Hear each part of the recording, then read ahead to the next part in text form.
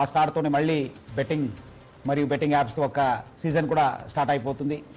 అందరు కూడా తెలుసు, మనము గత సంవత్సరం సే నో టు బెట్టింగ్ యాప్స్తోని చాలా ప్రజా ఉద్యమంని నడిపించడం జరిగింది. దాని సక్సెస్తోని ఒక బిల్ కూడా రావడం జరిగింది. ఏమైనా మళ్ళీ బిల్ వచ్చిన యాప్స్ ఆగిపోయా కానీ టెలిగ్రామ్లో, ఇన్స్టాగ్రామ్లో రకరకాల కొత్త కొత్త యాప్స్తోని మళ్ళీ వీళ్ళు అమాయకుల్ని బలి చేయడానికి చాలా ముందు వస్తున్నారు. అట్లానే కొంతమంది ఇన్ఫ్లుయెన్సర్స్ కూడా మళ్ళీ వాళ్ళతోని చేయి కలపడం జరుగుతుంది. అందరు కూడా తెలుసు, బెట్టింగ్ అనేది ఒక చాలా పెద్ద వ్యసనము. దాని నుంచి చాలామంది బలి అయిపోయినారు, చాలామంది డబ్బులు పోగొట్టుకున్నారు, ఫ్యామిలీస్ నాశనమైనారు, మనశాంతి కోల్పోయినారు. సో అందుకు మన అందరూ కూడా ఈ బెట్టింగ్ యాప్స్ నుంచి దూరం ఉండాలని చెప్పి నేను మరీ కోరుతున్నాను. సో అందుకు హైదరాబాద్ పోలీసు ఆన్లైన్ మరియు ఆఫ్లైన్ బెట్టింగ్ పైన చాలా అంటే చాలా నిఘా పెట్టడం జరిగింది. పాత ఆఫెండర్స్ ఎవరున్నారు, అంతమంది ఎక్కడెక్కడ చేశారు, దానిపైన కూడా నిఘా పెట్టడం జరుగుతుంది.